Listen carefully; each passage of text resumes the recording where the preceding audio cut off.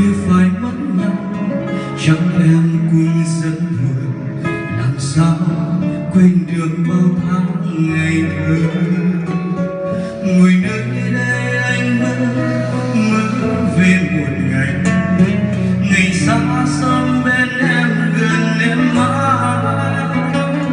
Rồi đâu qua thu gió lá khô rơi vàng, đêm lá buồn rơi theo thời gian.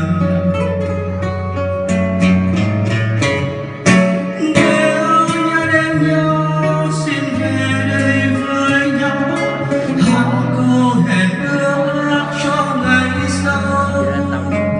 Nếu chẳng nhớ nhau xin đừng gây đớn đau, cho dù mơ ước chẳng còn đâu. Những tháng ngày đã qua, có cây thông trước nhà chờ em thông dường như cũng đã già. Bên kia trời nắng xong, bên đây mây sáng lạnh, ngồi ngồi nhớ em anh ngẩn ngơ.